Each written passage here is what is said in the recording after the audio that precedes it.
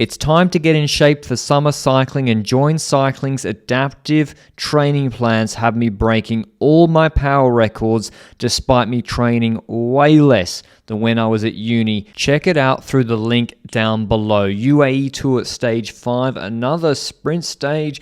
We start in the American University and we're going to finish at Hamdan bin Mohammed Smart University. Is not the Dubai Harbour Sprint that we normally have near the Palm Jumeirah. It's a bit further southeast. Normally a day for Johnny Milan. And another big fight between Solution Tech, Vini, Fantini and Bardiani for the intermediate sprint classification. Visma even tried to jump in the breakaway with Van der Sande. And a Bardiani rider, he tries to jump across because they're outnumbered ahead. And Novak, who is policing break formation for UAE Team Emirates, gives him a scolding. He says, "No, how dare you jump? The break's already formed." And so he gives him a telling off. So the break was gone.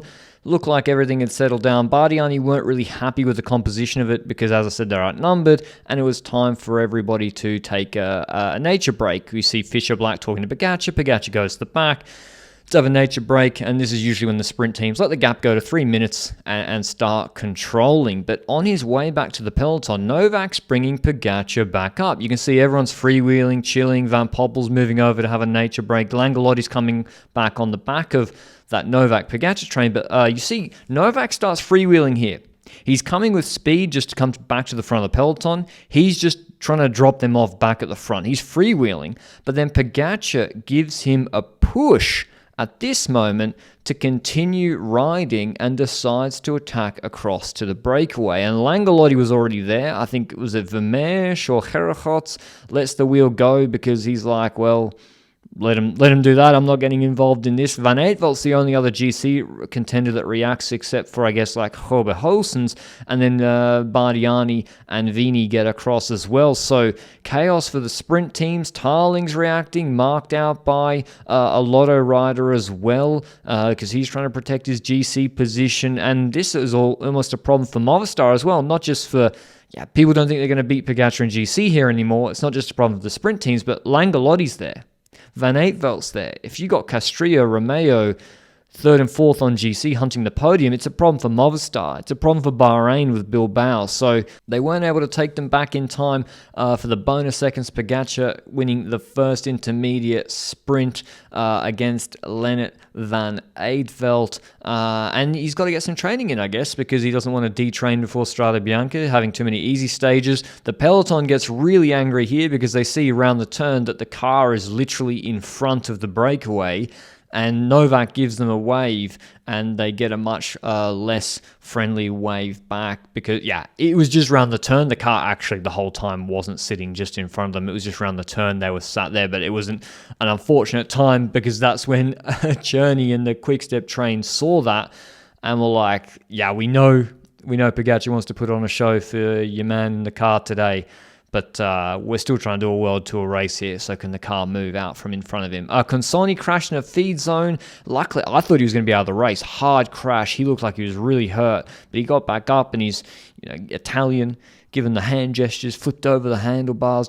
Maybe got the musette caught in the bars. Milan's like, that's no good, but you're going to be able to give me a lead out. Pogacar, you can see the salt stains on his jersey, getting a good workout in. But the breakaway was coming down to 57 seconds. But what do you think about Pogacar's moving to the breakaway? Certainly it was more entertaining. Certainly probably got more of you to click on this video than if it was just the sprinters teams controlling a sleepy breakaway all day. But the thing I don't like is, if Novak's going to tell off a Bardiani rider who's legitimately, he should be, have a chance to jump across as well, then it's a bit rich to then jump across later yourselves. But again, at the end of the day in sports, maybe in life, not to get too philosophical, but if you don't like it, get stronger. Just one more lane, bro, on this highway. Just one more lane.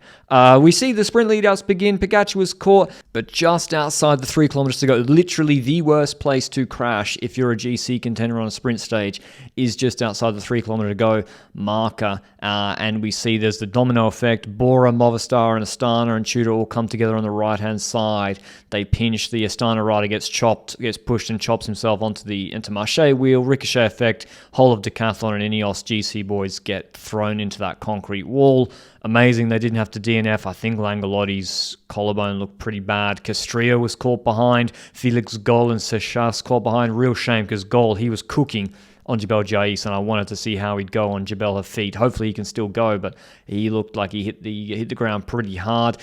Big right-hand turn at 400 meters to go. We see McClay get pinched to the left-hand side. The faster side is the right-hand side.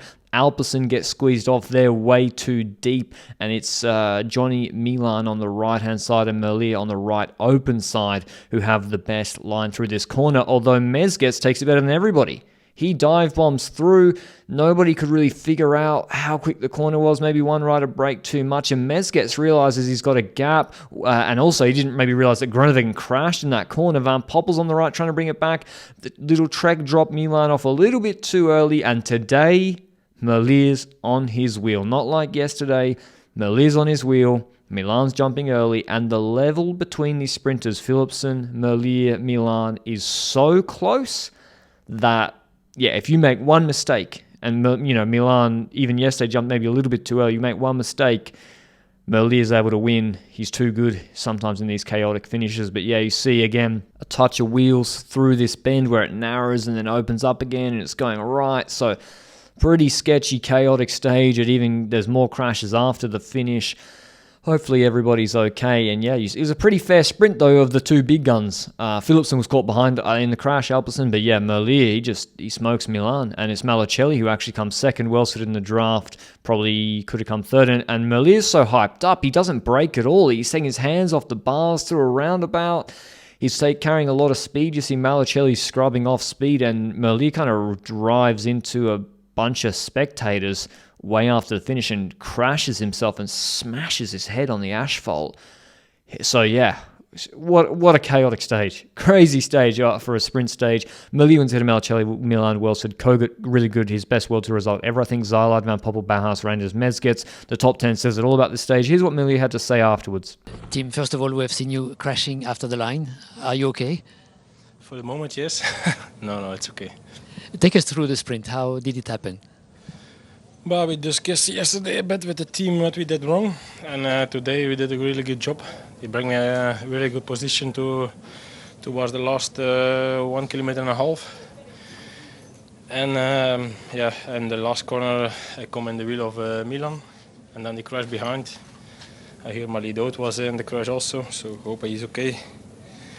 And I was waiting for my moment, and on the right moment I start my sprint, and I'm really happy. In terms of GC, Langolotti, Seixas, Gol, and I think Carlos Rodriguez lose a lot of time, lose over a minute, so it does change the GC complexion, which is a big shame. Pogacar's still on top, of course. Hope you enjoyed the video, and I'll see you with a recap of the sprint tomorrow. Ciao!